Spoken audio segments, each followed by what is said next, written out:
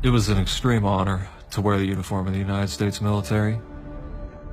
I was very proud to wear the colors on my sleeve, to have the flag sewn on my shoulder.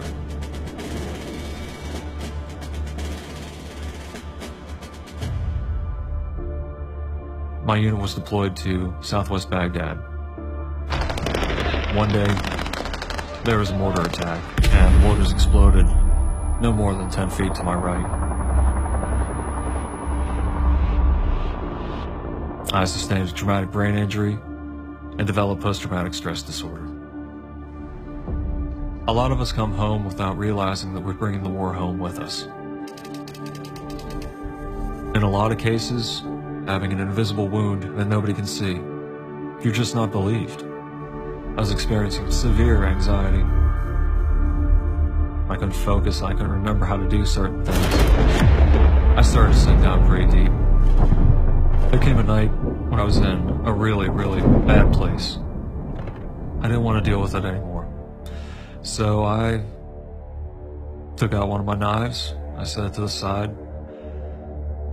I wrote a letter up on my computer and set it there on the desktop. And I went downstairs and I walked out the back door of the barracks. I smoked a cigarette in the rain. It was going to be my last one. That's when I heard a little meow.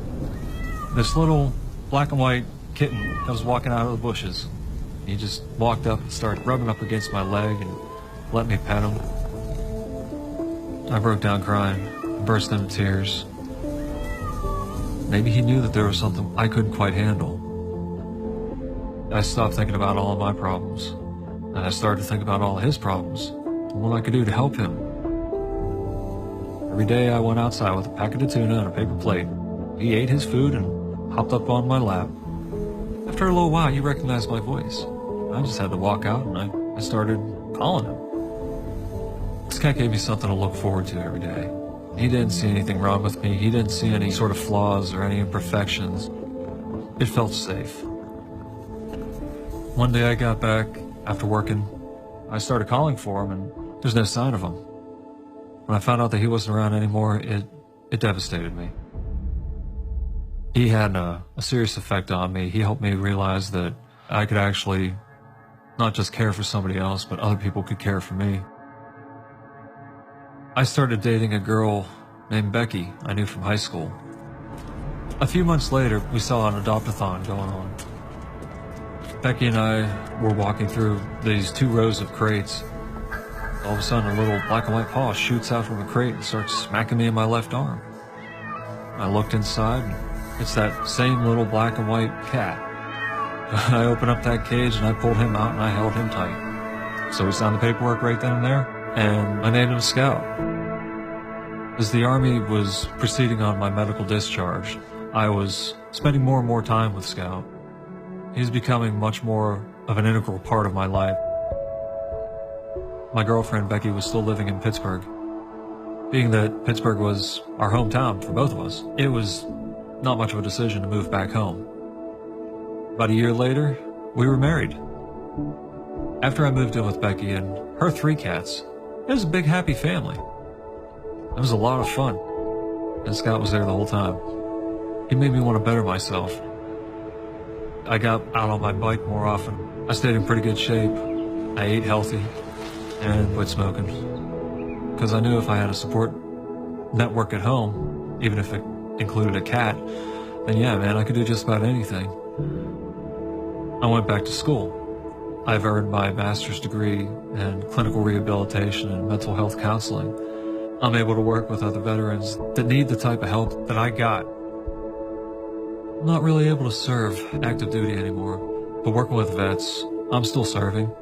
I'm just serving in a different uniform.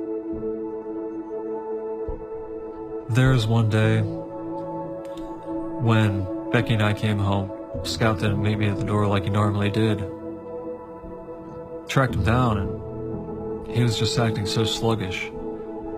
So we took him to the vet and he tested positive for feline leukemia. We were able to get Scout a transfusion, and that gave him about 2 weeks of time for us to spoil him. Until that night when he just could not catch his breath. We tried to take him to the vet. I sat in the back seat with him. And before we even made it across the bridge, he passed away in my arms.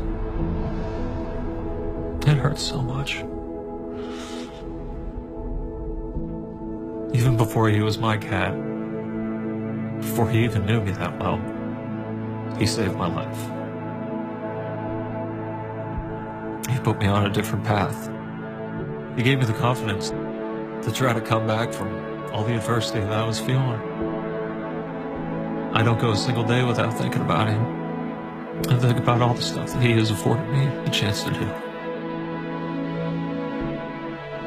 That little kitten helped me realize that I wasn't just a sack of damaged goods. Scott was my battle buddy. He saved me. All I did was the paperwork.